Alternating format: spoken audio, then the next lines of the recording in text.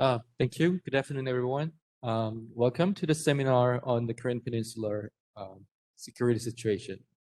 As I just introduced, my name is Bong Youngshik. I feel honored today to moderate today's seminar. As you may already know from the program or the promotion posters we distributed earlier, today's seminar is the second event, in fact, following last year's webinar. Last year we held a seminar on the same topic, but only through online because of the COVID-19 situation. However, fortunately, things are a little bit improved this year. So I'm so happy to be able to hold this event in a hybrid format with some honorable guests in person in the room today.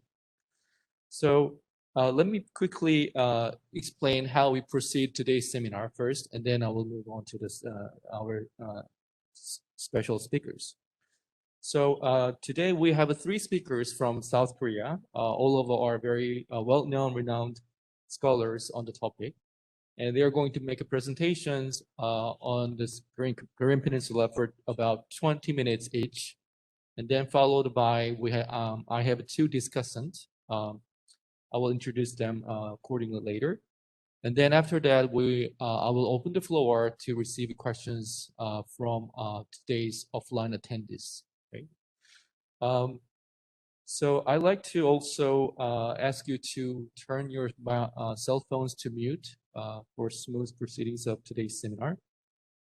For the later session today, when we have a Q&A session, I like to apply Chatham House rule. So you can use information you earned today, but do not reveal identities or organizations that anyone presenters, participants expressing those views.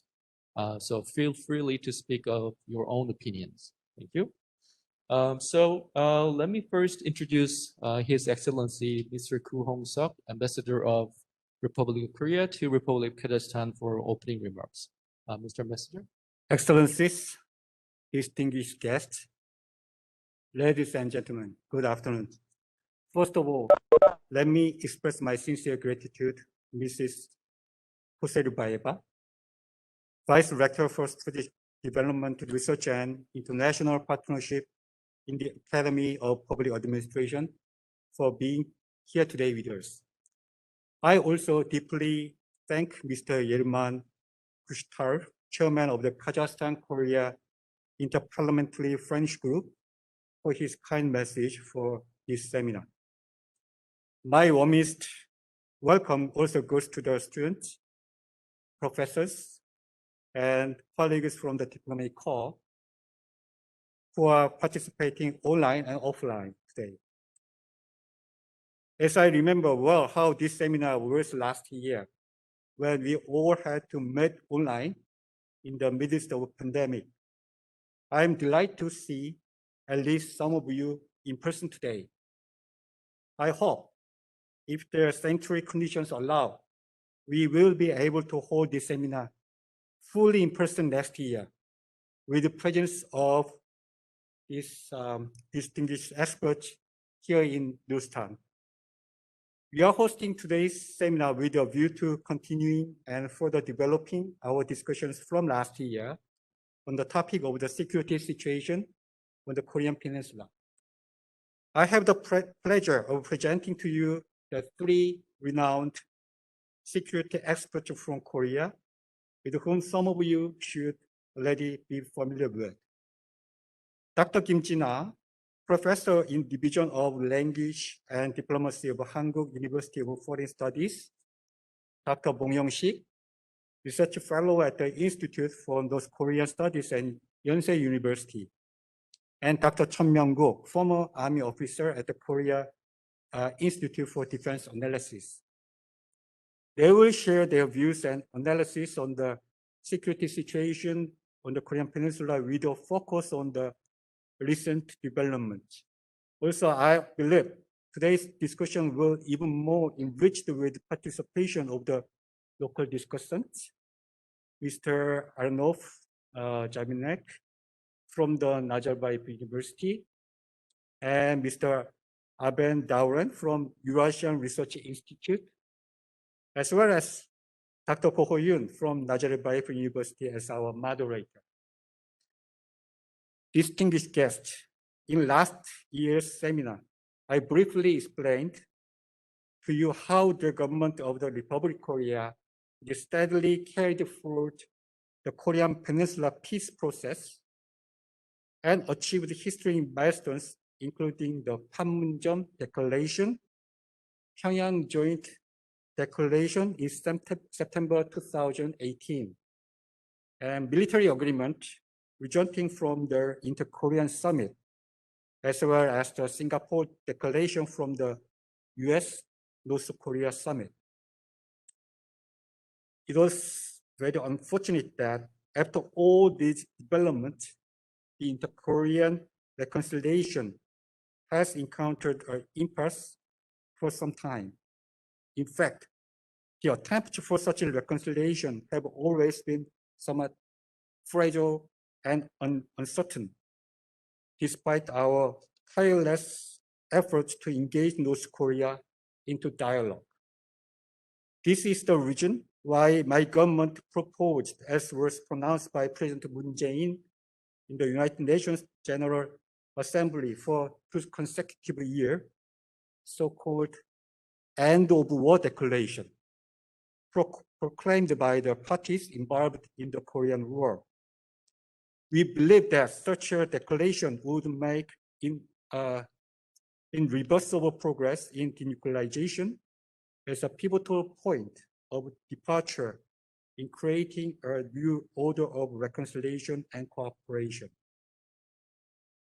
I would also like to stress the role of international community, particularly the surrounding nations, in mobilizing strength to establish peace and foster prosperity across Asia and beyond. Kazakhstan, among others, can serve as a model of denuclearization for North Korea, notably in this year, which marks the 30th anniversary of the country's independence, as well as its voluntary closure of the nuclear test site, which prompted the international support followed by the significant economic growth. Distinguished guests, Korea remains fully committed to ensure complete, lasting peace through dialogue and cooperation.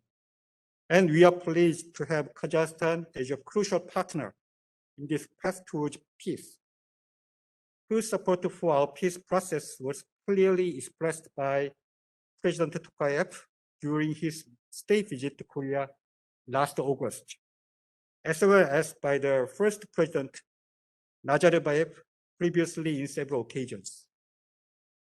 In this regard, I am confident that today's seminar, which is all the more timely with the 30th anniversary of the diplomatic relations between our two countries, just right around the corner in 2022, will be a great chance to enhance our understanding on the current security environment on the Korean Peninsula. Hopefully, it will provide us with invaluable insights on the ways to demonstrate the power of dialogue and cooperation in fostering peace. I wish you very fruitful discussions today. Thank you for your attention. Thank you, Mr. Ambassador. Next, let me introduce you to the next speaker, Mr. Mukhtar Yerman, the Secretary of the Committee on Foreign Affairs, Defense, and Security of Majlis of Parliament of the Republic of Kazakhstan. Due to other arrangements, he could not be with us today. Instead, he sent a letter to wish everyone a successful seminar today. So I think the letter will be available soon on the website of the embassy or other channels. Well, to briefly tell you about the content of the letter, in which he stresses that the two countries, Kazakhstan and Korea, share a common position on many issues, including the denuclearization of the Korean Peninsula. And he also confirmed the consistent support of Kazakhstan in building stable peace system on the Korean Peninsula, as well as the development of inter-Korean relations. So thank you, Mr. Secretary. Next, we will listen to the congratulatory speech by Ms. Koshirvaiba, Vice Rector of Academy of Public Administration under the President of the Republic of Kazakhstan. Ms. Koshirvaiba. Dear moderator, distinguished guests, ladies and gentlemen, your excellencies, let me say thank you just for being with us on this very important, such important events, because you are going to discuss very important questions. I can say maybe bright questions for today's, because the questions of the security, it's very important among all nations. And we do understand that the answering for this question, it strongly depends about the real discussions, because the people, experts, because we heard that today for today's workshop, there are several bright experts, or maybe I could say brilliant experts already participated. And I wish very fruitful discussions for today's participants, because you can also, I can also see my colleague just from Nazarbayev University and Eurasian University, and I do believe that actually we can share our vision for this problem, and also we can just can gather it, maybe some information for doing the best research, because originally all discussions, it strongly depends on how the discussions will be held. So, and let me say a few words about just our Academy of Public Administrations under the Presidency of the Republic of Kazakhstan, because within the structure of our Academy, we have two important academic bodies, like the Institute of Management, like the National School of Public Policy, and of course, the Institute of Diplomacy. And for me, it's very glad just to present that our master students from the Institute of Diplomacy today participate for today's discussions. And I do believe that they can also gather some information for their master's thesis, because it's also one of the important link of communications just to discuss, to meet with people and analyze the situations just face to face. So, and also I have to say that actually that Academy pay a strong attention for the collaborations with the Korean experts, because, and also really thankful for the Embassy of the Republic of Korea just for providing to our Academy such big opportunity, because in my mind, just if we say about the our experience within last 3 years, just I have to mention that we already provided 8 events just with participations or sharing the collaborations with our Korean colleagues. And it's a great experience. And among them, I can say that actually we don't only participate, we try just to learn some knowledge from our Korean experts, and we also try to use our capacity just to provide the information about the Kazakhstan, especially about the professionalization of the civil servants in Kazakhstan, because our auditorium is other civil servants of the Republic of Kazakhstan. And of course, just because I had already mentioned that our master students from the Institute of Diplomacy, they worked exactly in the Ministry of the Foreign Affairs, for example, or in some other governmental bodies which are activities strongly related with foreign affairs. And we have to say that Academy just joined for the training courses, and also we provide such opportunity for our master students too, because the civil servants, in my mind, they're really responsible just for the effective communications, because who discuss the politics, who made the politics, who provides the evidence-based decision-making policy? Actually, the people. And among them, we have to pay attention for the civil servants too. And of course, maybe in this regards, I have to say that probably for us, it's also very important if the if we will organize something like the good correlations in terms of the professionalization of the civil service, exactly in the terms of the security, exactly in terms of the effective external economic relations, or maybe effective just foreign affairs issues. And for us, it's very important. And let me say, Emon, again, as a thank you just for such big opportunities. And also, I have to say that several of my doctorate students already here. They also maybe try to find some information from today's discussions. And for all distinguished guests, I wish a very good, effective, productive, fruitful, I don't know how to say another, but discussions is okay. And please be really open, transparent in your opinion, because we are strongly dependent just of the openness and the transparency of the opinion, because the transparency and the communications, good emotional skills, actually, it's one of the other really good competencies which help us just to build a strong society. Thank you very much. Thank you, Ms. Koshirabaiba, for your warm words and also very encouraging for today's seminar. So without further ado, let me start with our first speaker today, Dr. Kim Jina. As she was introduced briefly earlier, so Professor Kim Jina is affiliated with the Hankuk University of Foreign Studies in Seoul, South Korea. She specializes in North Korean military strategies, non-proliferation, and the U.S. foreign policies with a focus in East Asia. So probably many of you have heard her name on her publications because she was a scholar and also analyst of many policy-related issues. So she served as a member of a Blue House Public Information Committee and also a research fellow at the Korean Institute for Defense Analysis. Today, she's going to share her thoughts on the topic of denuclearization of the Korean Peninsula. So, Dr. Kim, the floor is yours. Thank you. I really thank the ROC Embassy in Kazakhstan for inviting me to this wonderful gathering of experts and distinguished guests. Let me briefly share my thoughts on the current issues on the Korean Peninsula.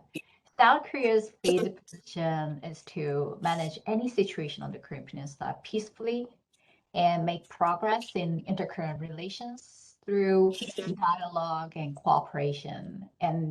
But in my opinion, where we are now is the critical moment. I would say that inter-Korean relations are at crossroads because of the following reasons. First, experts on nuclear arms control argue that North Korea lacks a reason to choose denuclearization because the means of pressure are quite limited. And therefore, arms control is a realistic alternative option.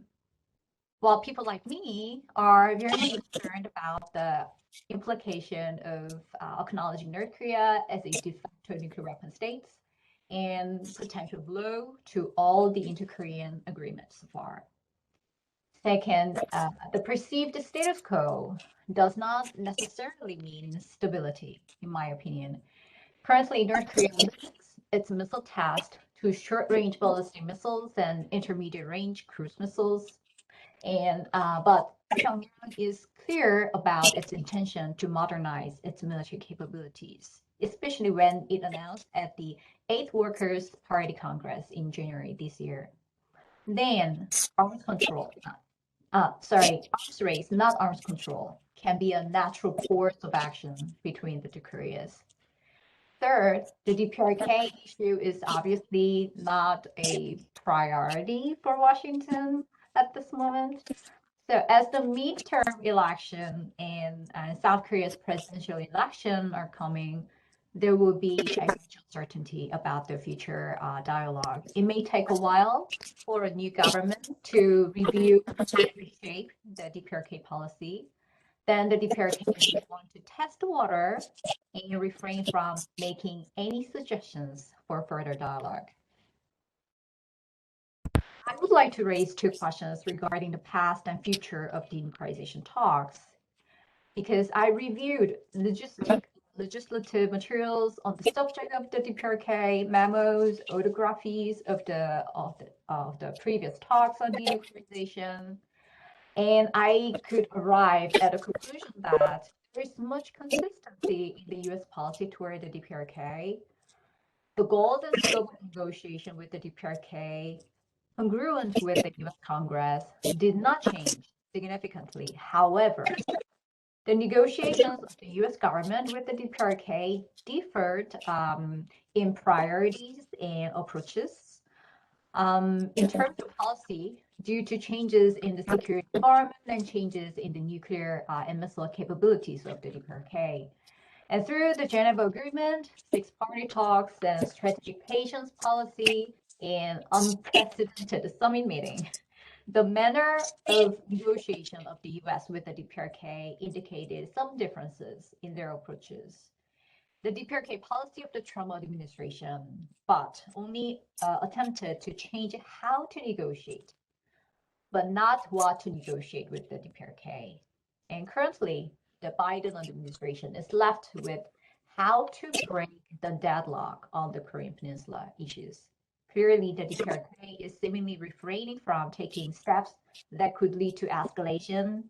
However, the fact that the DPRK remains unresponsive to the continued message of resumption of dialogue from the Biden administration raises some concerns among many DPRK watchers.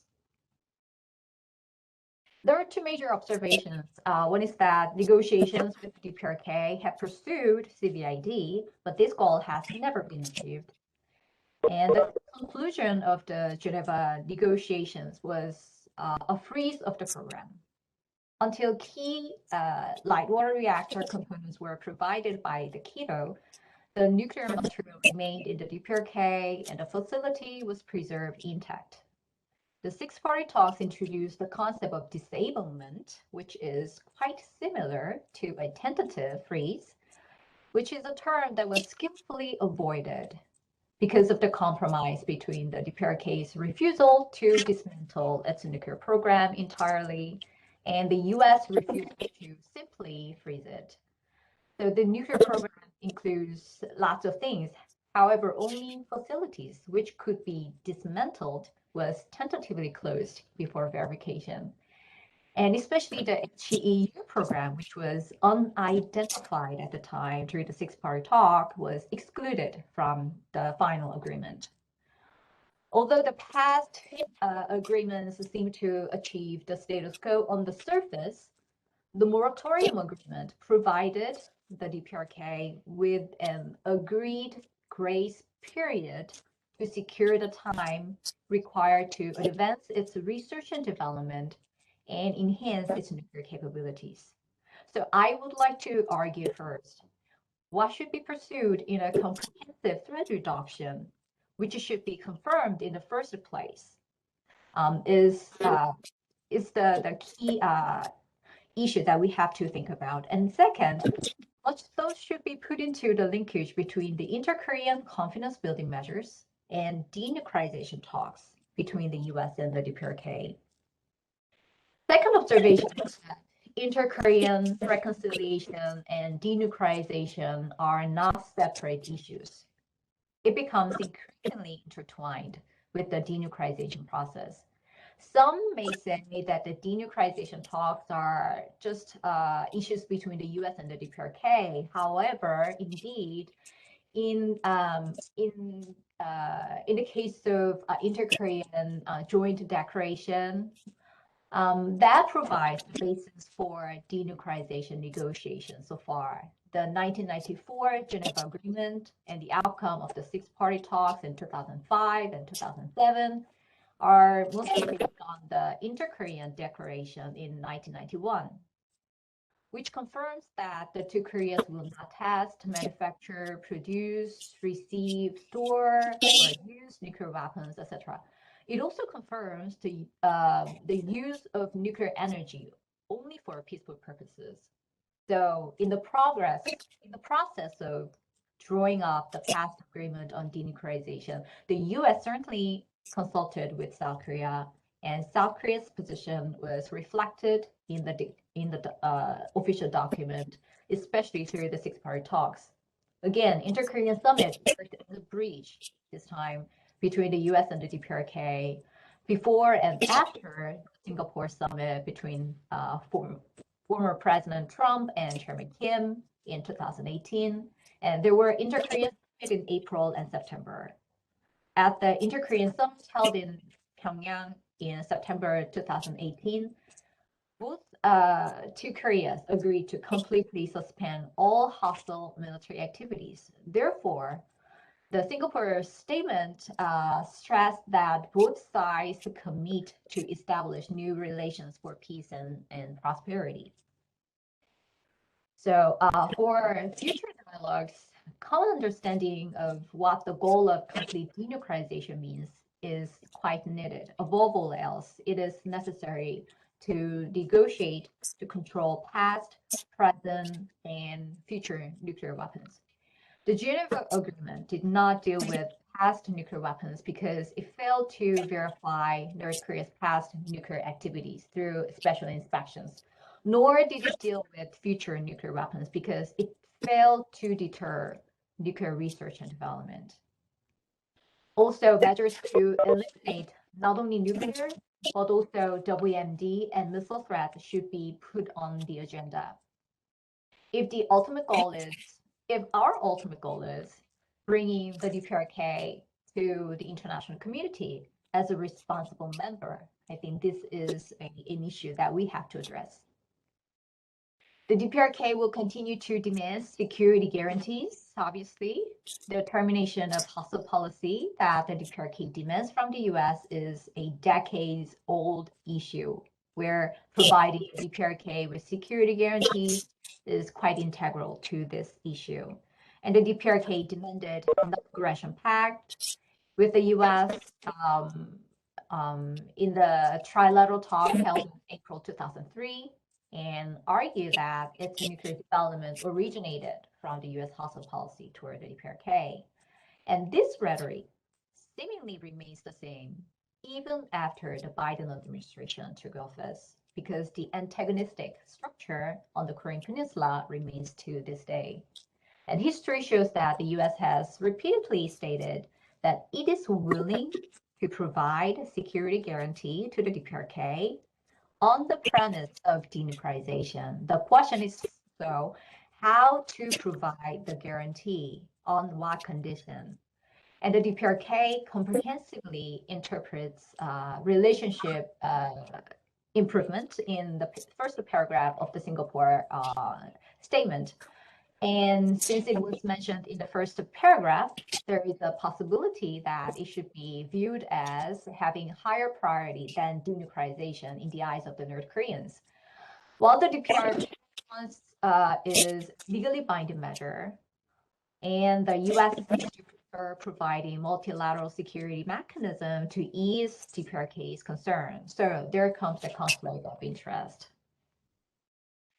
There is well, in the past negotiations, corresponding measures offered by the US have included diplomatic, economic, and military measures. But the US has been consistent in its position that denuclearization should come first.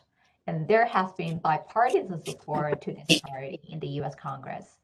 And any agreement that cannot be acceptable for the Congress will have low sustainability, because budgets are used to implement the agreement measures. And in the absence of the support from the Congress, the corresponding measures by the US do not follow, and dissatisfaction in the DPRK will increase. And that's the pattern we observed so far.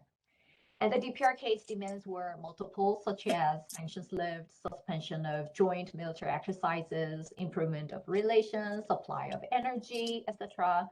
But the US and the DPRK could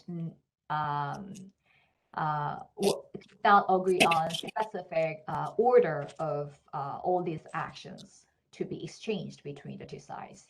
Even the hard-earned agreement became nullified at the implementation phase due to the continued debates on the issue of action for action. So, in my opinion, tightly linking each other's corresponding measures becomes a key issue in the future. Well, if the DPRK does not revert from the previous suggestion at the second US DPRK summit in Hanoi, then the international community may consider the proposal of opening of Yongbyon facility as the first step in preparing a phased, simultaneous action plan. As the DPRK's nuclear program becomes more complex, its implementation will inevitably be complicated. And after all, a step-by-step solution, not an all-in-one approach, becomes the viable option. And in the future, when drawing up the first basic agreement with the DPRK, the final picture should be clear. And the milestones to be implemented in each step can be pursued through multiple negotiation on some details.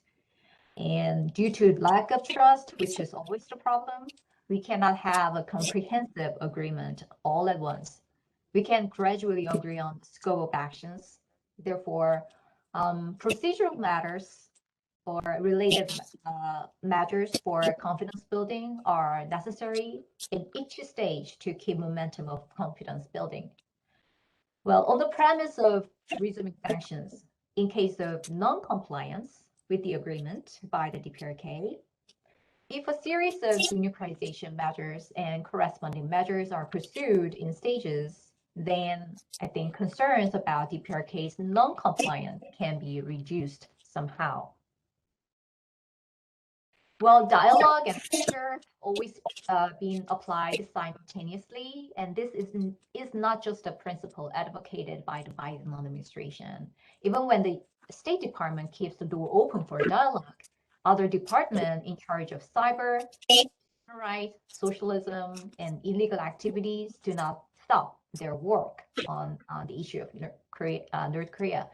And the conditions for easing sanctions against the DPRK have always been clearly stated in the US laws. So sanctions relief is very, very difficult unless the DPRK's nuclear and missile threat reduction is guaranteed. Then, if the US assistance is limited to only humanitarian aid for the time being, then it becomes other concerned countries to provide some incentives to the DPRK to make sure that the DPRK keeps compliant attitudes. Well, the DPRK is quite a different case from Iran, but like the JCPOA, it can introduce the concept of adoption date, implementation date, and transition date. And as soon as an agreement is reached, it is necessary to start reporting and verification. And we can link economic, diplomatic, military, and institutional corresponding measures with the elimination of WMD and missile programs. And in the past, the issue of improving diplomatic relations was treated as a sub-priority in the negotiations between the US and the DPRK, but DPRK under Kim Jong-un has a high stake in raising the diplomacy of the DPRK at the international level. So it is likely to place a relatively high value on this initiative of having a formal institutional mechanism to improve diplomatic relations with other countries when there is an agreement. And sectoral bans can be partially eased. A standing committee can be set up to discuss details of improving relations or military confidence building and creating a platform that can support substantial consultation as possible through the establishment of liaison office. And as we enter the stage of irreversible activities, corresponding measures in response to practical denuclearization measures such as energy and economic support can be provided. And the third step is for the DPRK to officially rejoin the non-proliferation regime as a non-nuclear weapon state.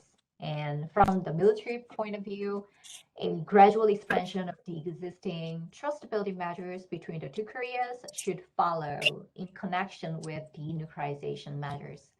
And the DPRK will be very much sensitive to changes in the military balance on the Korean Peninsula between the two Koreas. So beginning with the implementation day, crisis management measures that are very close to maintaining the status quo can be pursued first, such as exchanging military information, observing training, and enhancing transparency in the military posture. And if we move on to transition date, then we can talk about some other substantive reduction in the military posture, such as information about the frequency of training, withdrawal of forward deployed troops to the rear area, and the establishment of peace zone can also be included and on the agenda to be discussed later on, until we can finally talk about structural arms control and normalization of all the relations. I'll stop here and look forward to interesting discussions. Thank you very much. Up next, we're going to listen to Dr. Bong Youngshik's presentation. Dr. Bong specializes in East Asia in various topics, including nationalism, regional security, and also historical reconciliation. He served as the director of a foreign policy and national security program and senior research fellow at the Asan Institute. He was also assistant professor at American University School of International Service in Washington, D.C. He was also a professor of Korean Studies at Williams College in the U.S. And Dr. Bong holds PhD in political science from University of Pennsylvania. And today he will present on the topic of some old and new issues in engaging North Korea, which I was looking forward to here. And please welcome our next speaker, Dr. Bong, and the floor is yours. Thank you so much, moderator, for making me more famous than important than I actually am. And I'd like to extend my gratitude to the organizer of this wonderful opportunity, especially Ambassador Koo, giving me another opportunity to participate in the event after last year's participation. I just want to share my thoughts on this issue in security conditions on Korean Peninsula by focusing on what went right and what went wrong. By looking back for the past 25 years, since the beginning of the North Korea nuclear crisis in the early 1990s. I lament that I'm at the stage of my life to admit that I'm very old. I realized by looking at the news this morning that the average life expectancy of Korean babies who were born in the year 2018 are expected to live, on average, 82.7 years. And women are expected to live a little longer than men, to average age of 85.7. And men, because Korean men tend to work too hard, drink too much, smoke too much, get stressed at work. We are expected to live, if you are born in 2018 as a boy, 79.7. There are about a 6 years difference. My life expectancy, judging from the average life expectancy of the year, many years ago, I have a good chance to live until age 58.7. So my time is running out to talk about North Korea, which I have followed since early 1990s. First as a graduate student and faculty member in political science in the United States, and later research fellow in Korea. And I'm very humbled and saddened that we are still talking about the same issues as if these are new challenges. That is why I entitled my paper as New Old Ideas or Old New Ideas. We've been here. We have talked about this, how to engage North Korea. We are not short of ideas. We have tried small deal, big deal, grand bargain, early harvest approach, all in on one, just enough deal, hawk engagement, CVID, FFVD, PSI, and calibrated North Korea policy of the Biden administration.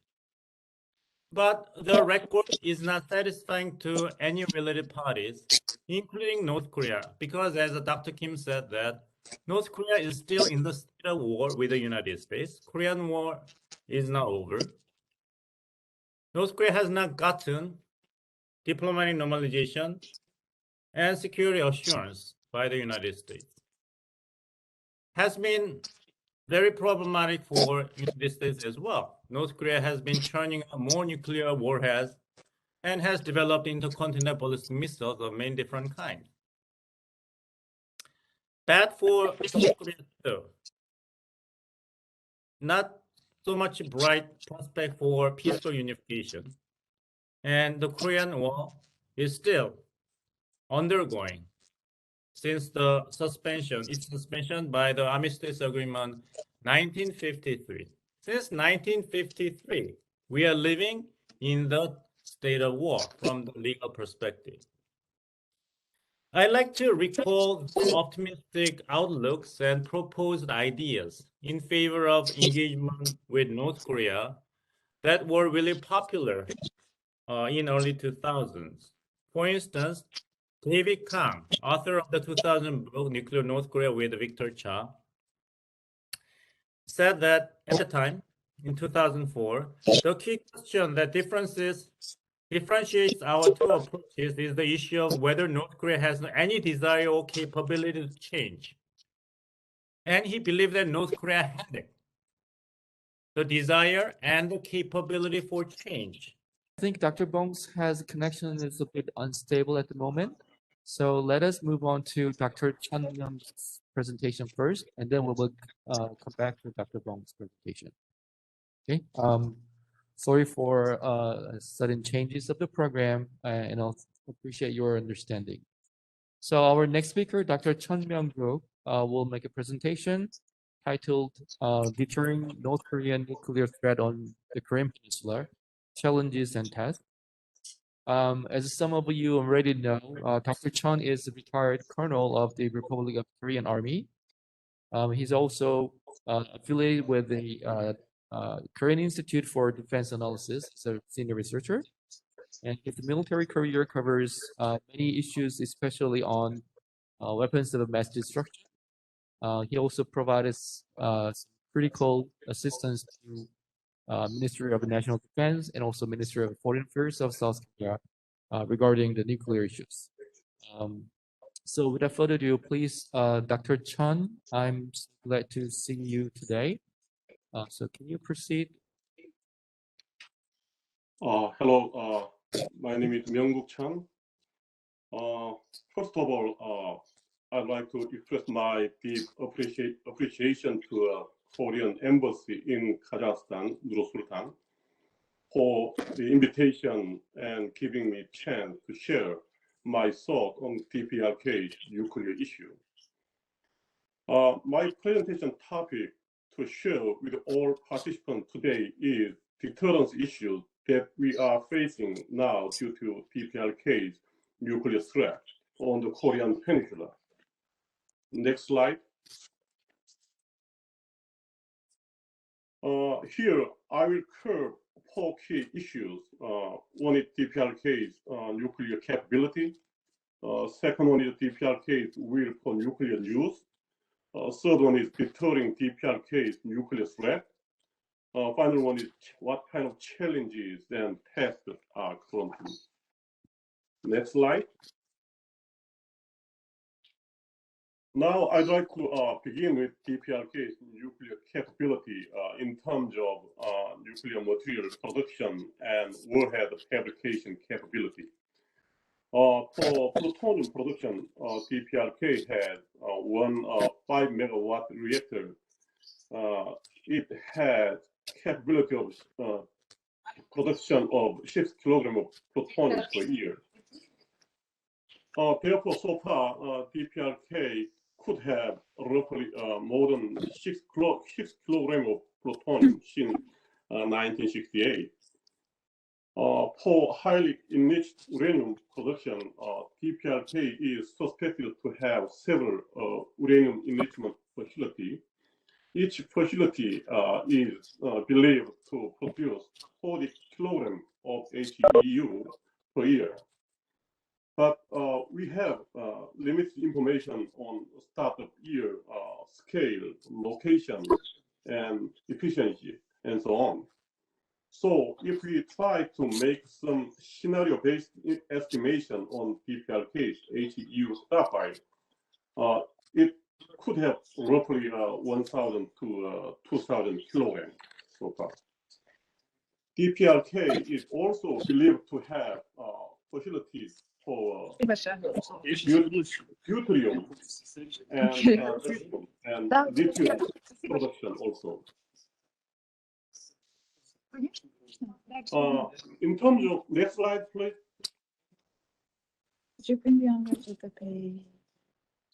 Next slide, please.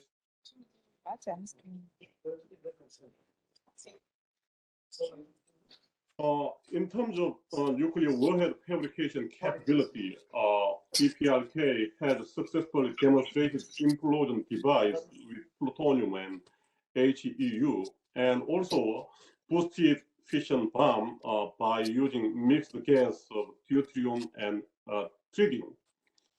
So DPRK is expected to accomplish the miniaturization of fission bomb or boosted bomb, fission bomb for the employment.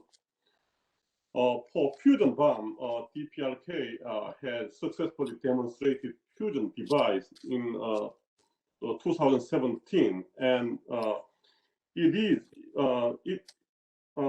its explosive yield of fusion device would be 50 kiloton to 200 kiloton. And also, fusion device is expected to be miniaturized for the employment, even though re-entry vehicle or ballistic missile technology is suspected. Next slide. Next slide, please. DPRK has many ballistic missiles. Please move back one slide. Yes, this, yeah. DPRK has many ballistic missiles and cruise missiles, more than 1,000, as a delivery means of nuclear warhead. SRBMs are main threat against South Korea, consist of 4 main types, such as Doksa Hwasong 5, Hwasong 6, Scud ER.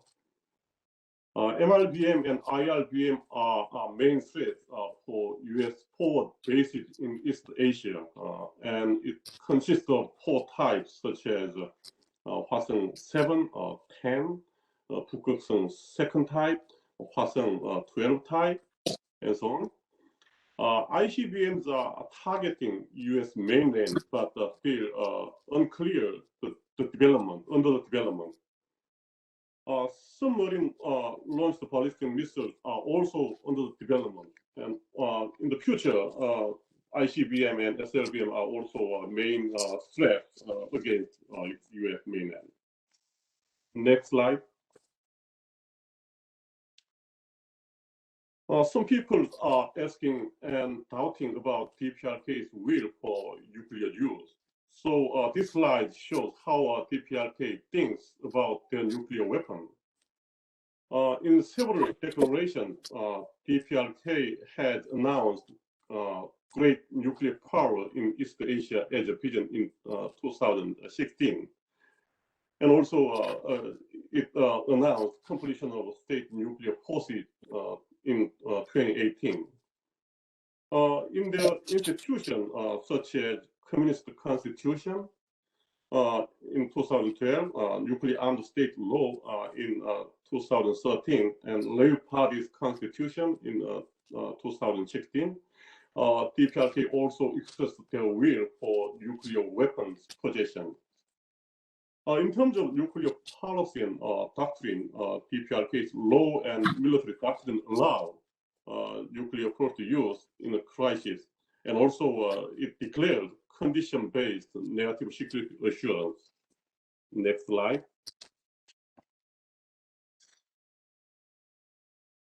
In terms of nuclear strategy and posture, DPRK is likely to keep asymmetric escalation as a nuclear posture and expected to have prepared a nuclear employment plan already. Regarding organization and command structure, DPRK had established strategic forces for nuclear weapon employment in 2013. In 2015, Rodong newspaper said that nuclear deterrent is the sword of state to preserve nation's dignity and sovereignty, and to assure the peace and safety of the world. Next slide. As mentioned so far, DPRK seems to have both capability and will for nuclear employment on the Korean Peninsula. So for South Korea, a key security concern is that how to deter DPRK's nuclear threat for peace and stability on the Korean Peninsula. For this, I think we need a deterrent strategy for South and US also. Next slide. The goal of our deterrence strategy would be to deter any nuclear use by DPRK on the Korean Peninsula. The targets of deterrence could be decision makers for nuclear use, including the Supreme Commander Kim Jong-un, groups participating in decision-making process for nuclear use, commanders executing the order of nuclear strike, and also groups who support nuclear use. Next slide.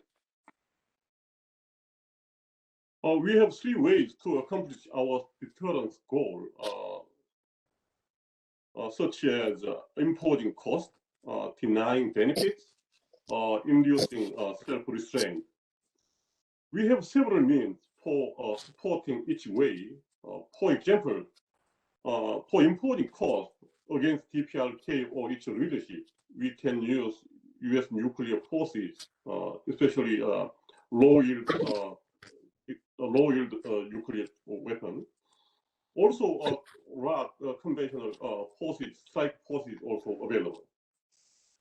For denying benefits, we have US missile defense system on the Korean Peninsula, also ROC own missile defense system, ROC kill chain system, Korea nuclear protection system, and so on. For inducing the self-restraint of DPRK's leadership, we could use diplomatic, information, and economic measures. Next slide. US low-yield nuclear weapons that are considered for importing cost are two types. One type B-61 Mode 12. The other one is W-76 Mode 2. The yield of B-61 Mode 2 would be, in terms of maximum yield, 50 kiloton. And W-760 Mode 2 would be 5 to 7 kiloton. US has about 200 stockpile of P-61 Mode 12 in US territory, but not deployed yet. The stockpile of W-76 Mode 2 is unknown, but the US is known to deploy already in Atlantic and Pacific Ocean.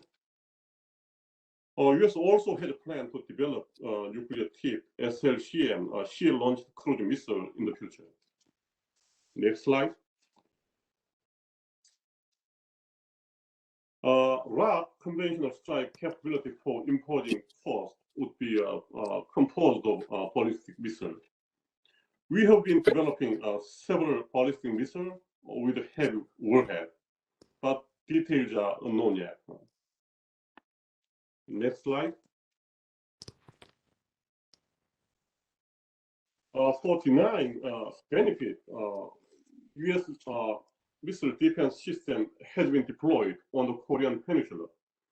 His system is THAAD, and one THAAD battery has already been deployed on the Korean Peninsula. Next slide. We are also developing our own missile defense system, and it consists of 3 subsystems, such as early warning system, interceptor system, command and control system. All this system is under development now. Next slide. 49 benefit. We are developing so-called kill chain system, which is designed to strike DPRK's ballistic missile within 30 minutes at least when detected. And kill chain system consists of early warning system and strike system and C2 system. Also, we are developing this kind of system currently. Next slide.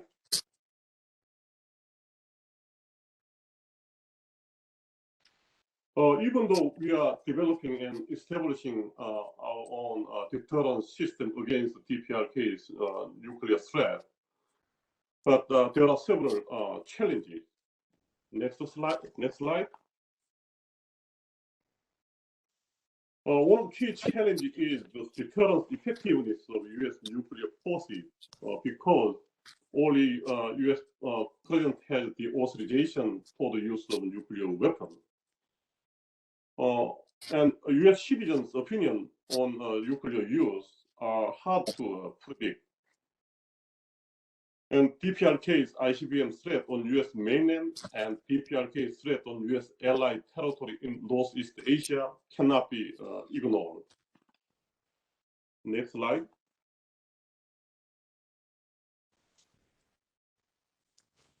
Second challenge is deterrence effectiveness of ROC conventional strike forces because our own conventional warhead has low yield compared to DPRK's nuclear weapons warhead. And also there is limited information on DPRK's leadership, shelters, or bunker. Also, we have limited capability in destroying DPRK's underground bunker or command post. Next slide. So the challenge would be deterrence effectiveness of our missile defense system because DPRK's technology improvement of DPRK ballistic missile in avoiding interceptors allow to avoid our MD system. Full moving technology or hypervelocity vehicles technology or multiple reentry vehicle technology. These kind of technology are very, very useful for avoiding interceptor system. Also, the number of DPRK's ballistic missiles are nowadays surpassing ROC's interceptor. DPRK's DPRK also is believed to have EMP attack capability to neutralize many of US and ROC kill chain and MD systems. Next slide, please. Fourth challenge is the deterrence effectiveness of ROC kill chain due to the improved survivability of DPRK's ballistic missiles. Also, a difficulty in justification of preemptive strike for ROC and US. and limited capability in RAG and US surveillance system. Next slide.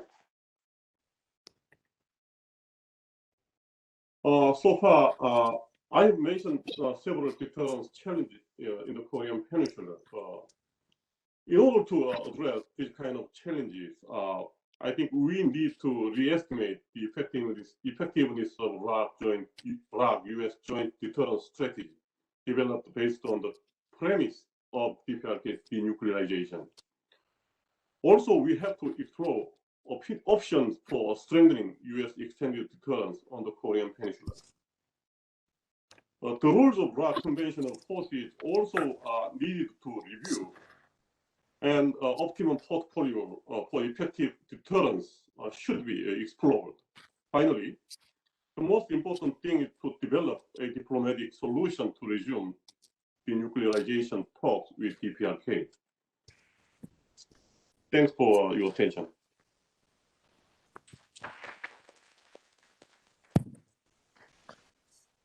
Thank you, Dr. Cheon. So next, can we go back to Dr. Bong's presentation? So, Dr. Bong. Hi, I have my apologies for the malfunction of my Wi-Fi system at home. I promised I'm going to upgrade my tools.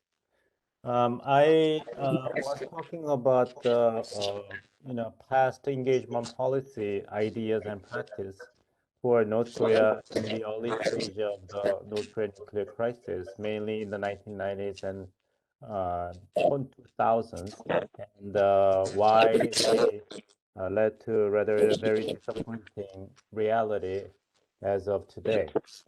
There are four scenarios to account for the failures that we have today with regard to having the kind of changes that all of us hope to have, including North Korea.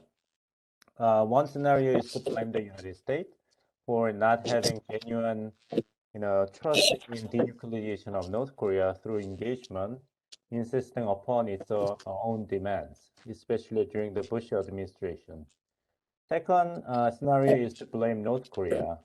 The scenario would posit that North Korean leadership never has the genuine intention to give up nuclear weapons and missiles with any incentives, like Gyeongjin policies, simultaneous pursuit of economic development and nuclear development. So it was a non-starter to try to persuade North Korean leadership to make compromises on the front of nuclear and missile development.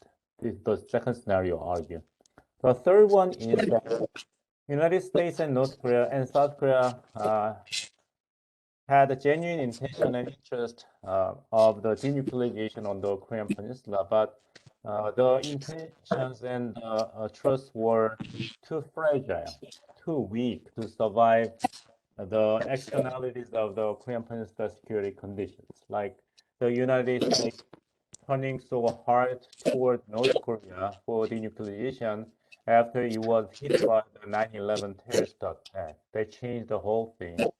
Or leadership change in North Korea, so that the Kim Jong-un leadership really needed to stick to nuclear weapons to ensure his control in domestic politics. Or denuclearization on the Korean Peninsula became even more difficult because of the intensifying and hostile strategic competition between the United States and China.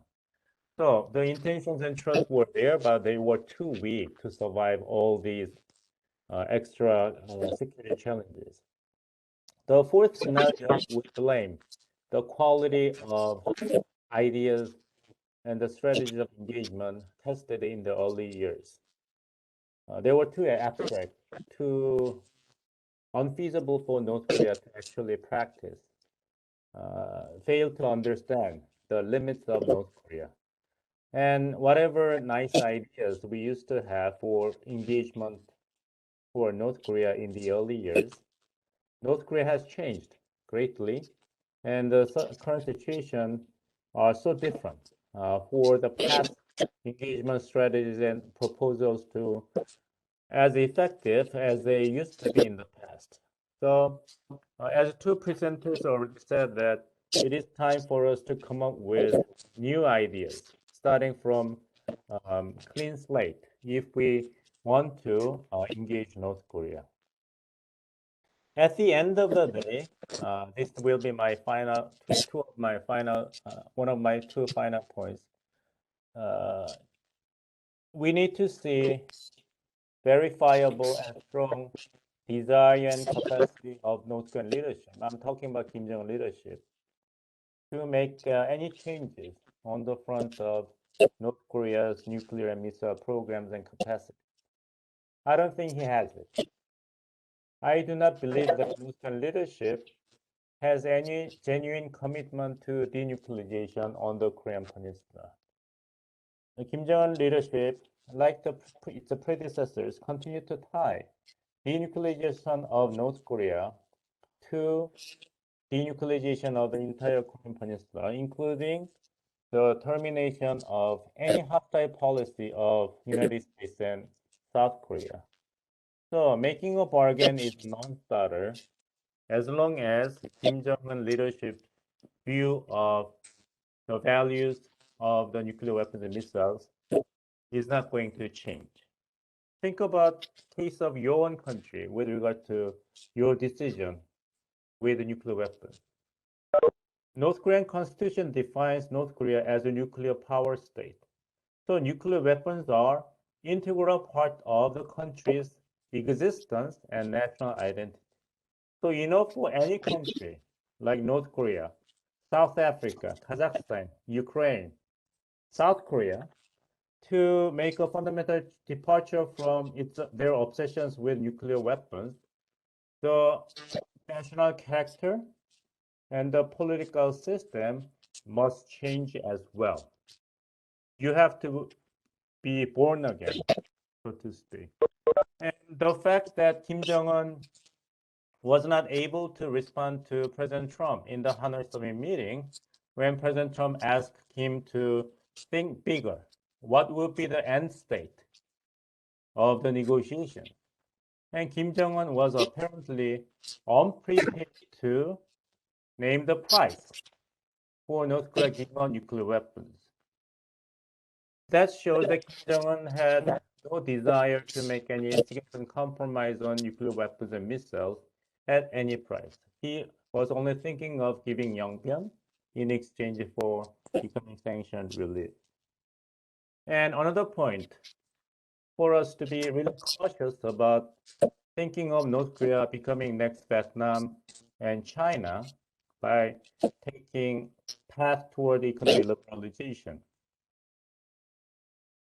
We have to remember that Kim Jong-un had no idea what the World Bank is when Stephen Biegun, the chief negotiator representing the Trump administration, alluded to the U.S. desire to help North Korea join international economic and financial institutions, such as the World Bank and the International Monetary Fund.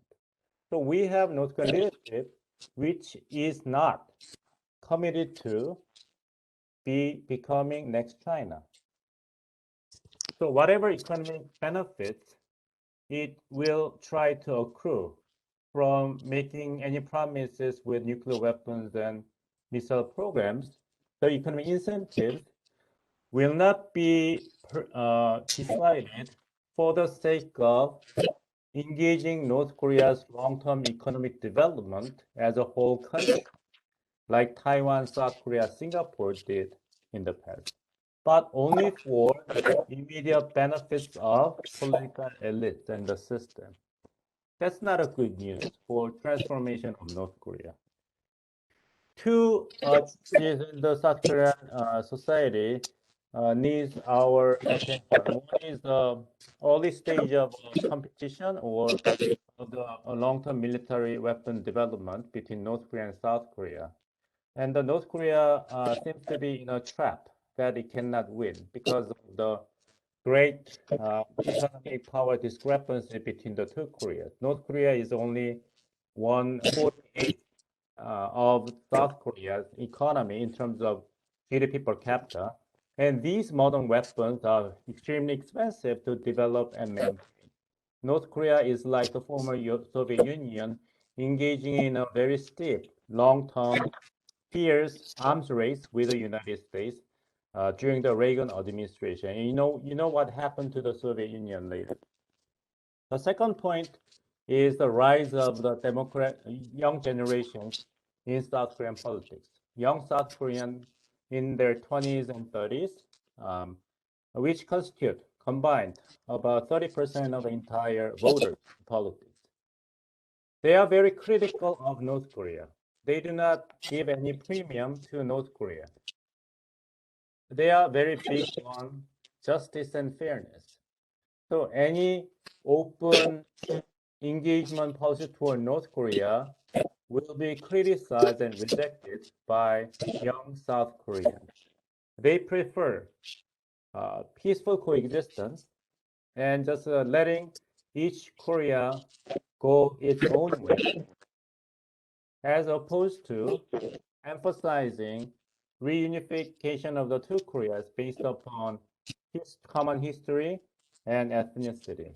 Those narratives are not as powerful as it used to be in the past and for Korean War generation. So any open engagement policy for North Korea without verifiable evidence of North Korean leadership's commitment to making differences, making important changes with nuclear weapons and missiles will not be welcome in South Korean population with the young generations on the rise. Thank you. So now let me move on to our two discussants. Let me quickly introduce them, and then I will hand over microphone to them. So Dr. Janibek Arinov, he's also a colleague of mine. He's a postdoctoral research scholar at Graduate School of Public Policy, Nazarbayev University. And he specializes security, regional integration, international identity, and geopolitics of Central Asia. And he also frequently join Korea-related seminars. That's basically I get acquainted with him before. And Dr. Daura Naben is a senior research fellow at Eurasian Research Institute until recently. He specializes in security and the non-proliferation issues in general. He's also well-trained in those issues. So I'm glad we have Dr. Naben here today. He worked as a senior project manager at Nazarbayev University as well. And he was also a senior research fellow at the Kazakhstan Institute for Strategic Studies under the president of Republic of Kazakhstan. So let us begin with the Dr. Arinov's discussion and then followed by Dr. Abens. Okay, thank you very much for this wonderful presentations. And I would like to thank the Korean Embassy, first of all. I guess it's my first biggest event since. And I'm honored to be here. And by no means I'm an expert on the Korean Peninsula, but I was very glad to get this insightful perspectives about what's going on around the issue of the North Korean nuclear program. So I just would like to reflect on some of the points that our distinguished speakers mentioned. I had an honor to visit South Korea, to participate in one fellowship program organized by the Minister of Unification of South Korea. That was 2 years ago, 2019 summer. And the whole program was, again, thanks to the embassy here. And the whole program was around the issue of denuclearization of the Korean Peninsula. And we met there with lots of local experts on the Korean side. We visited lots of facilities, Panmunjom, DMZ, and other kind of facilities. We met with North Korean refugees. We went to North Korea, the schools to the North Korean students. And so we got introduced into all of these issues, the very complex issues. And back then, 2 years ago, the discussion was a bit kind of optimistic around okay, I'm not saying that, okay, now we are kind of going towards the right direction, but the mood general was a bit optimistic. Why? Because we had 1 year ago, we had the Singapore meeting, then we had Hanoi meeting. Yeah, the results were mixed, but still the optimism was there. And just before we arrived to Seoul, I guess the Trump stopped by when he was kind of returning from the Osaka the G20 meeting, stopped by in Korea and went to DMZ and met with the North Korean leadership. All this optimism out there, I mean, in that context. But now I'm a bit surprised that it has been just 2 years, and now we are back, I guess, to all those quite difficult negotiations, quite difficult kind of situation. And I guess it indicates that, okay, the situation is still very much fragile. And those very, very minor kind of achievements that the participants, the engaged stakeholders achieve, they can go back easily to kind of worse kind of stage. So again, the situation is quite complex, I guess. And then again, there are lots of factors that prevent the normalization of the situation and deeper discussion of things. So I just would like a couple of moments that our speakers mentioned, and then maybe ask a couple of questions, if I may. I guess my biggest kind of question would be, when we discuss this, the problem of North Korean nuclear policy, I often, again, I'm by no means an expert on Korean Peninsula, but what we often get is kind of scholars focusing on structural kind of problems, right? The problems at the international level. So the US doing this, North Korea doing that, China, I don't know, other engaged countries doing this. So this kind of structural problems. And we also today heard kind of a lot of discussion of the structural problems. And I guess I would like here to emphasize Dr. Bong's point, possibly, which is more about the kind of domestic factors, right? Influencing somehow the issue in general. So the point that now younger generation in Korea, in South Korea at least, they are not supportive of the unification. I do remember in your paper, they are not supportive of this reunification. They tend to be skeptical and then on the North Korea. So now it seems that we see this new younger generation, possibly who has no personal attachment to the Korean War, possibly. And maybe in the future, they will kind of shift the direction towards which the Republic of Korea, the government, will go. Because again, all these countries, be it the United States, Korea, and then other countries, they have to look back to their domestic politics. These are democratic countries, and they need to get some kind of support for the legitimacy, right, to be elected, let's say. And in that sense, I guess this kind of domestic factor will shape and will play a bigger role in the future, possibly.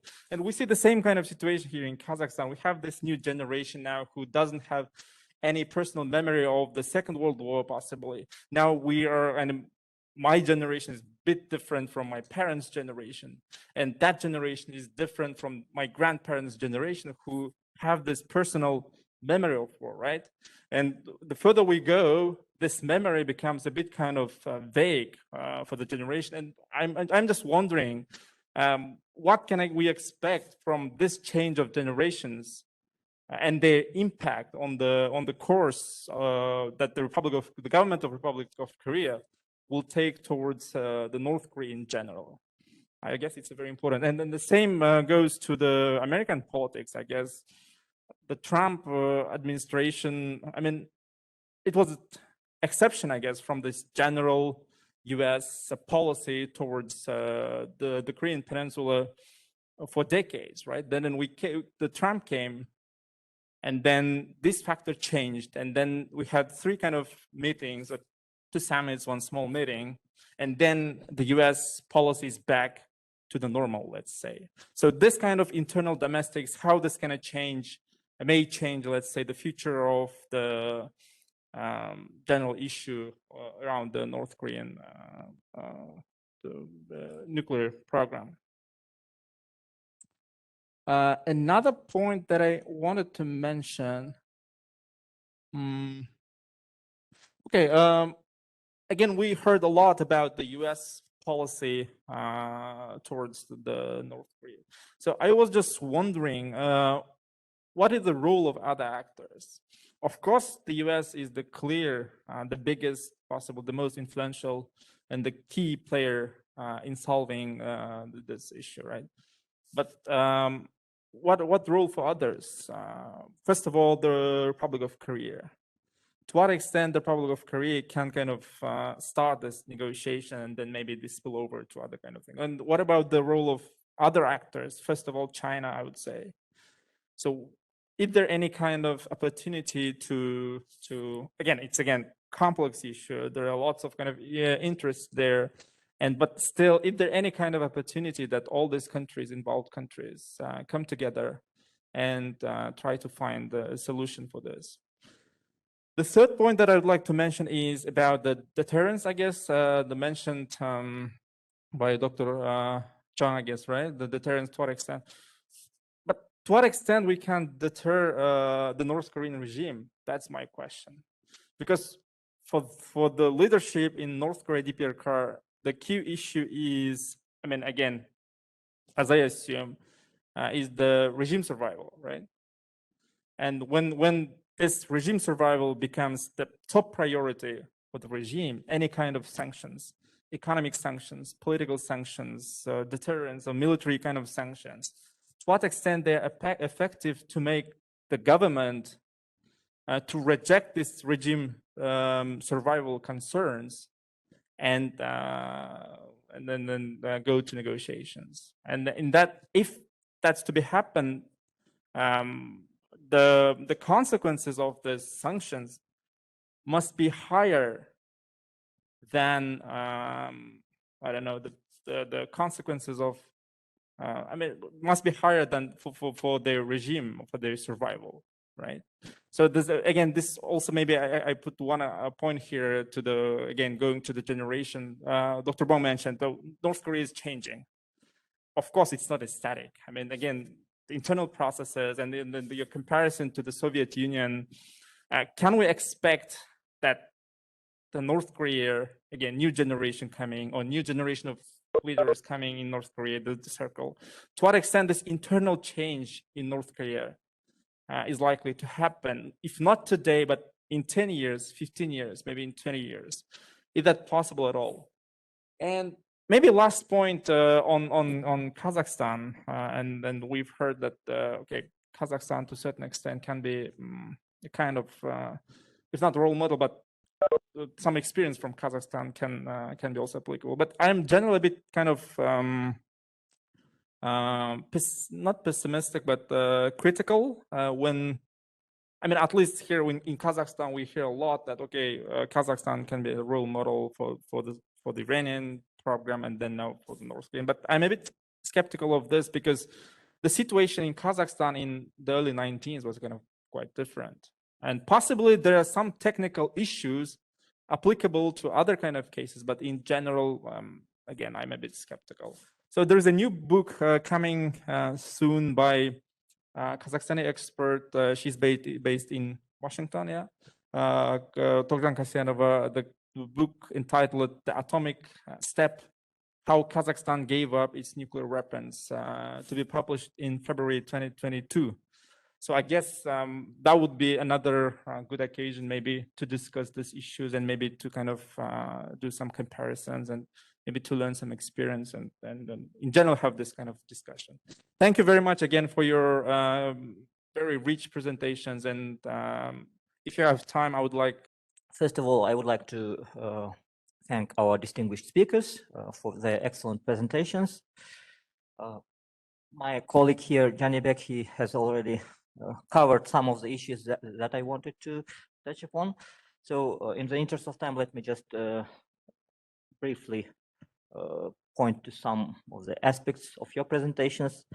Well, indeed, since early 1990s, we've seen the application of numerous approaches to the complicated North Korean nuclear issue.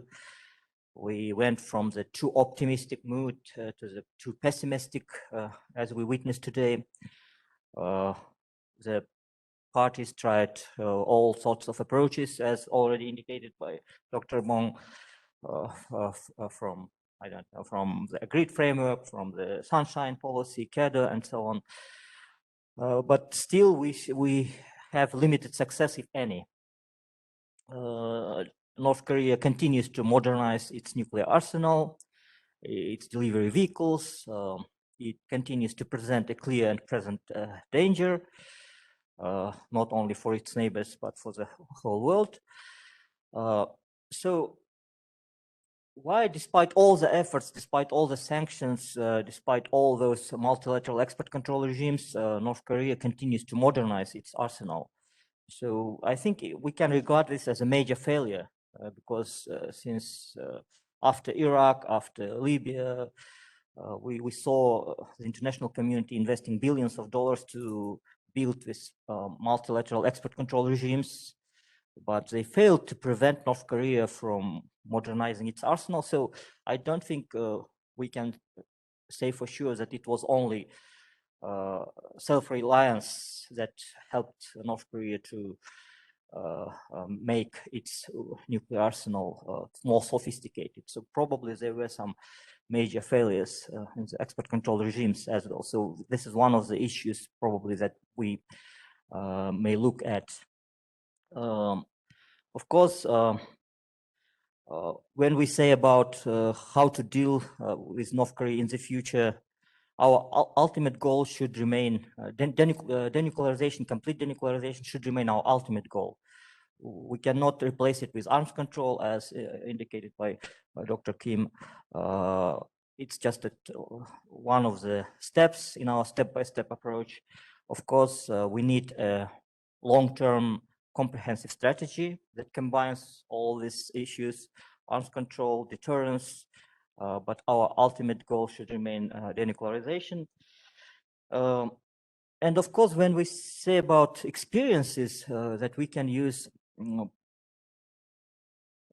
if we take the Iranian nuclear issue, we saw that linking many issues, like trying to cover, trying to link the nuclear issue with the missile issue, or trying to link the nuclear issue with the overall security situation in the Middle East didn't work. So the JCPOA deals only with nuclear issues and nuclear-related issues. So probably it would not be wise to try to link all the issues, to put all the issues in one basket. So probably we need to try to distinguish between nuclear issues, economic issues, and so on, try to offer more incentives to North Korea. But again, when we are not confident in the intentions of the North Korean regime, when we always doubt their real desire to disarm, which actually is not present there. So, of course, our major focus should be on confidence building. And in this case, what we can borrow, for example, from the India-Pakistan case, while these two countries are often in the situations when they are close to the all-out war, but still they somehow manage to preserve peace. So they have a lot of confidence measures despite all their confrontations. So probably one of the what we can borrow from their experience is what was already mentioned in one of the presentations, is like prior notifications, information sharing, and so on. So that's what we can gain from the India and Pakistan case. As for Kazakhstan, of course, I agree with Janibek when we say about the Kazakhstani case, the situation on the ground was different. It was not our own nuclear weapons, it was the Soviet nuclear weapons, which was inherited by Russia and so on. But still, of course, when we proceed, if in the future we proceed to the next stage, like disarmament and so on, there are many technical and other issues that we can borrow from the Kazakhstani case. But even at the diplomatic front, the strategy of dealing with former Soviet Union states that inherited the nuclear weapons, the stick and carrot approach, I think, is still applicable in the North Korean case. And well, we tried it in the past. It did not work, but it was not entirely as already indicated. It was not only dependent on the North Korean regime. It was also, for instance, a change in the US administration or the change in the domestic Korean politics that influenced the processes. So when we say about failures and unsuccessful implementation, we should take all these factors into account. So I believe that we need to continue the step-by-step approach because there is no alternative. We can be overly optimistic, we can be overly pessimistic, but what we need to be, in fact, we need to be realistic. And when we look, Dr. Bong mentioned the Soviet Union, that the arms race eventually led to the fall of the Soviet Union. But can we expect a similar outcome in the North Korean case? Probably not, because the USSR was a multi-ethnic country which was split apart. There were many conflict situations inside the country and so on. So it is hard to expect, but still, I think diplomacy and confidence building is the only way, because the other alternative is a military confrontation and a limited nuclear war. And as we mentioned today, as the new generation comes and they have new approaches in mind, they are not very keen about reunification and so on. But probably this is also a realistic approach that will help generate new approaches that will help build trust between the two countries and involve other players, interested players. And I think in this regard, it is an interesting idea to return to the multi-party format, to engage China more actively, to engage Russia, and I think as we continue our discussions, from one year to another, they are becoming more sophisticated. We are studying the issue from all the angles, taking into account all the factors, and what is required from us, from scholars, I think we are doing our job pretty well. The problem with politicians that cannot implement or are unwilling to implement the policies effectively. So I'll stop here, and I think we need more time for Q&A. Okay. Thank you, Dr. Aben, and thank you, Dr. Alina. But before that, if any of our speakers make any comments to the points we just heard from our discussants, do you prefer to touch upon some of them, or you want me to collect the questions from the floor? Okay, so thank you. I think Dr. Kim and Dr. Bong wants to add a few words. So could you make it briefly? So we have some time to questions from the floor. So Dr. Kim, so you can go first. Well, I think Dr. Bong raised hands first. Regarding the role of regional countries, especially China, we talk about China very often. In my opinion, good relationship between China and the US helps denuclearization talks to make much progress, because if the US is assured that China will be on the same page, especially about a snapback option, which is very much crucial to reinstate sanctions if North Korea does not follow through, then it reduces the skepticism in Washington and increases flexibility in bargaining with North Korea.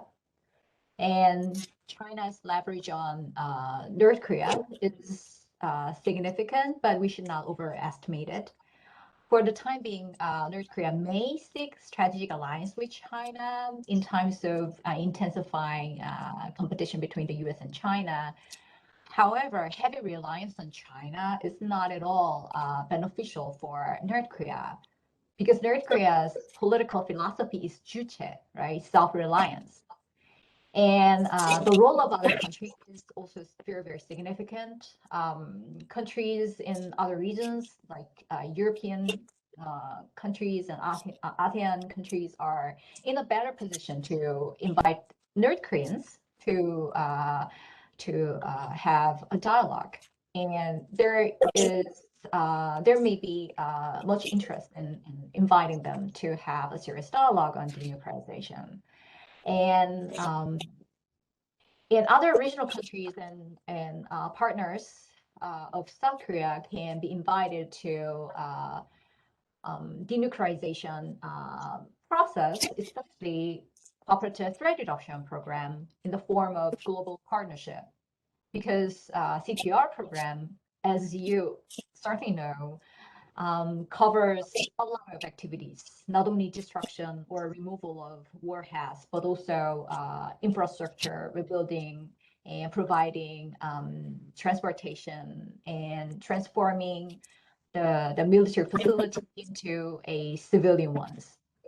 And if parts of the WMD facilities are converted into a civilian use, then such as medical service and education and other activities should be supported by not just the single country, but also countries who are very much interested in nation build and state building in North Korea, because it's a multilateral cooperation framework. And certainly the US has interest in inviting many countries as part of the partnership for this purpose. And let me also tell you about the public opinion. Well, I think public opinion changes a lot. And the thing is, younger generation does not care much about ideological approach, but they care about pragmatic approach. Then, if we can present benefits of denuclearization and peaceful resolution, such as arms control on the Korean Peninsula and further arms reduction, which can reduce defensive spending and that can be invested in economic activities and social well-being programs, with sufficient building confidence building mechanism, we can talk about in the long run voluntary military system so that young people can have an opportunity to choose whether to serve the army or not. And that kind of calculation, cost and benefit calculation, can also work. And any government engages in two-level game, and domestic game and the international game. But the question is, who is the key player and key stakeholder of the foreign policy decision making? Perhaps presidential election next year in March is going to be very important in that regard. And I don't have a crystal ball to make a precise prediction, but perhaps when we meet next year, we can discuss the further path of South Korea's policy toward North Korea. In response to Dr. Aben's comment that North Korea may not be like the Soviet Union, because North Korea is not like Soviet Union as a multi-ethnic system. I agree with that diagnosis, but my comment is more about the so-called Richard Samuelson, the economist analogy of the trade-off between butter and the guns and government spending. You know, there's always trade-offs. You know, developing and maintaining nuclear weapons, which is extremely expensive, and generating economic benefits, not necessarily for the entire population, but at least for the circle of core political and the leadership itself. So North Korea is increasingly subject to this dilemma, the trade-off between butter and the gun. So squeezing North Korea should be the focus, not just the focus of the whether North Korea is going to collapse or not.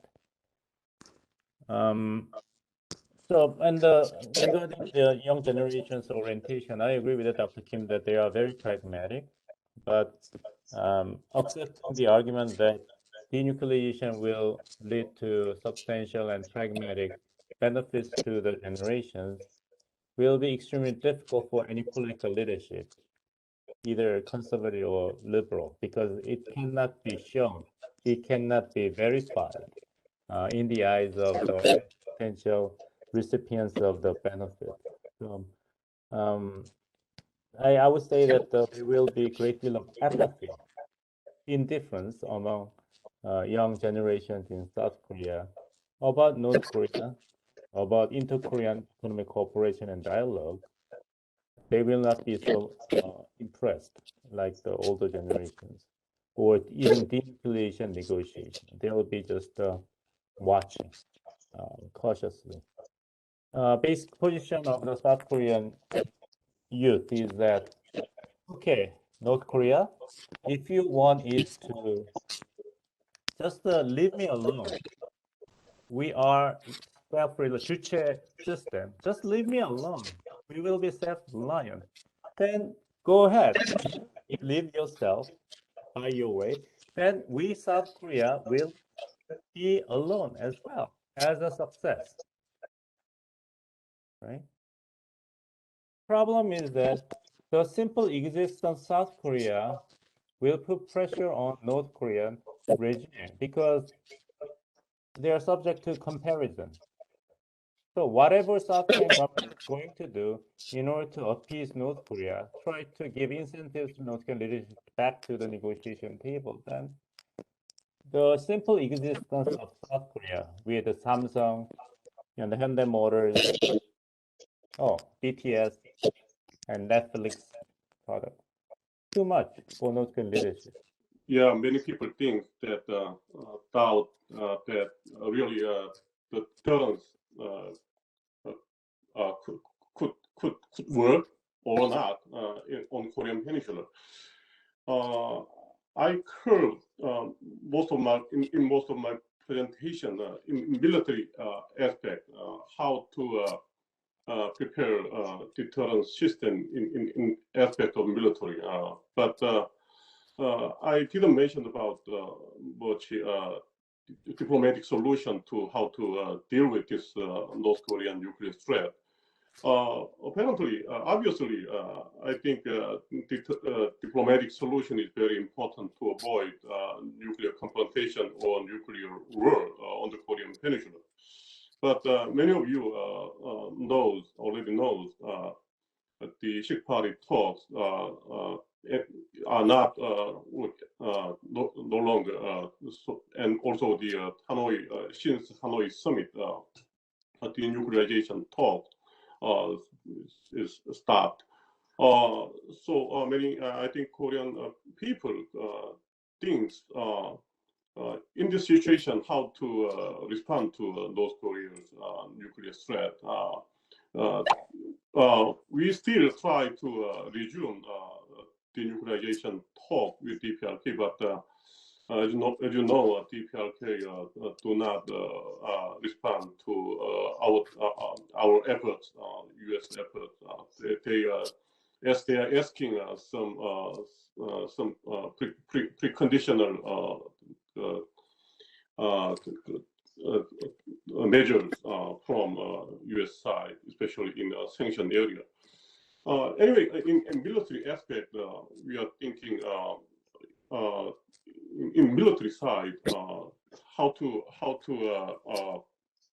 deter North Korean nuclear threat, how to impose some cost when they decide to use their nuclear weapon, or how to deny the benefits of DPRK's leadership expect, and so on.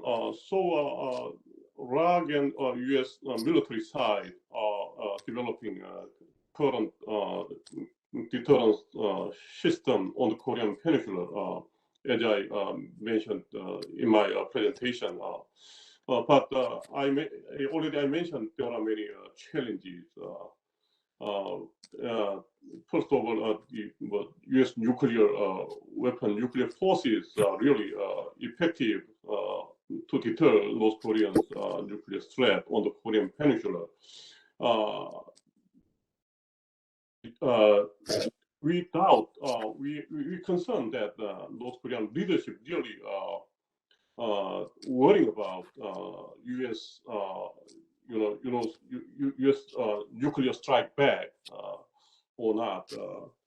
I think rock side conventional capability may not pose some concern on North Korean leaders because the conventional capability is very weak compared to nuclear capability. So in order to improve some kind of imposing cost on North Korean leadership, we need to strengthen U.S. extended deterrence capability on the Korean Peninsula. But that kind of efforts often cause some conflict in some non-proliferation policy domestically or internationally. So that kind of efforts are not easy to apply to Korean situation. Next thing is, I think, Korean MD system, missile defense system. I think it's very expensive, efforts. It requires a lot of money to establish some kind of credible missile defense system on the Korean Peninsula.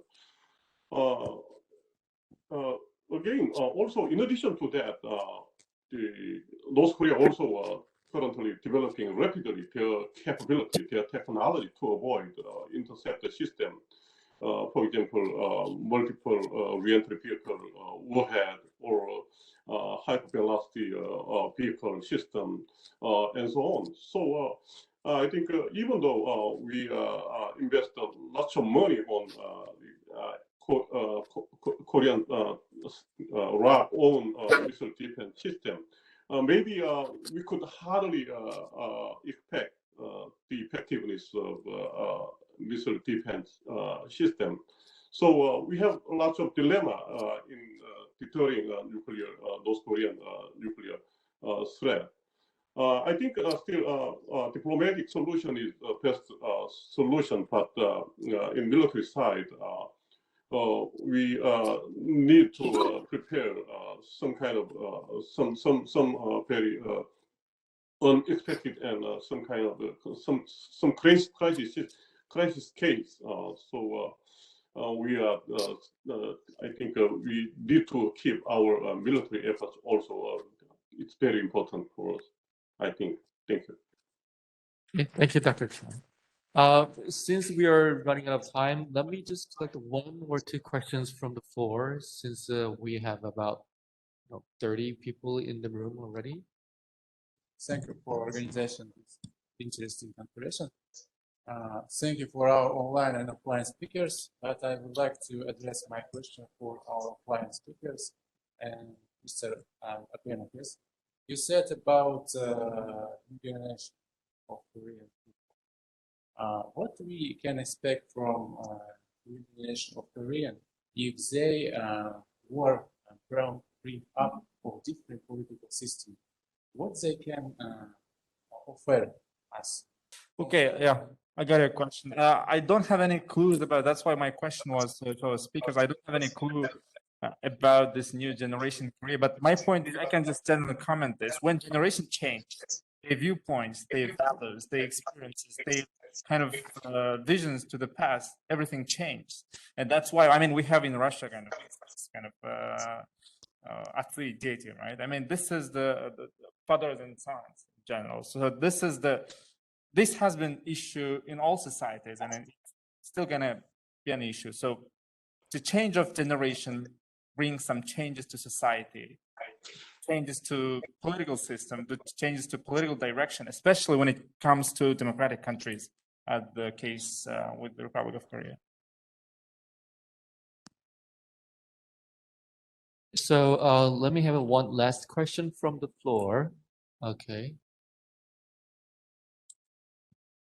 Thank you. Well, yeah. 안녕하세요, everyone. 저는 김유입니다. 마지막 학기 왔어요. And thank you for organizing this such an amazing, insightful conference. So I would like to address this question to the online guest speakers. I think that would be more to speaker Mr. So I think my question. So hegemonic role is crucial when maintaining the status quo between countries. Undoubtedly, USA has the role, has a crucial role between South and North Korea, and the changes in actors. The direction of political bridge also changes. So taking into account how great the communication between South and North Korea when after the Trump administration has changed and that had a connection between North Korea. So how would we rate the new administration of USA communication between South and North Korea? Okay, Dr. Bong, did you get the question? Yes. We had a very unfortunate incident in which South Korea's public servant, who was struggling to save himself in the West Sea, the sea between China and Korean Peninsula, was initially rescued by the North Korean soldiers, but killed by North Korean soldiers, following the order from the headquarters on the land. And the boat, the life jacket was burned. And according to the initial announcement by the Ministry of National Defense of South Korea, North Korean soldiers did not only burn the life jacket, but the dead body itself as a matter of COVID-19 quarantine measures ordered by the top level of the armed forces. When there was a domestic uproar of anger in South Korea about North Korean military's behavior, the Blue House, President's office, disclosed the personal letters that had been exchanged between Chairman Kim Jong-un and the President's office to assuage the South Korean public that there has been a very effective and regular, reliable communication between the two governments. So regardless of the connection of the hotline between the two Koreas or not, the existence of the reliable communication channel can be counted. Both Korean governments can talk to each other. But more important is what would be discussed and communicated. And going back to my previous point that if there's no substantial discussion on the end state of North Korea's development of nuclear warheads and long-range missiles, then the talks will only scratch the surface, not going at the bottom of the reality. Like US and DPRK communication as well. Former President of the United States, Donald Trump, said that I'm in love with Mr. Kim Jong-un. We are very, very good friends, right? What happened with regard to denuclearization of North Korea? No deal in Hanoi. So this, well, we really passed schedule. So let me conclude today's seminar right now. Well, I hope that everyone here today and also online learned a lot about the Korean Peninsula security situation. As a student and scholar of international relations and political science myself, well, I heard a lot that, well, Korean issue is more complicated than rocket science. Okay, so there are a lot of issues, a lot of factors we need to consider: domestic politics, generation changes. We just, newly learned something today. So I really appreciate your thoughts in your presentation today, and all of you who participate in today's seminar.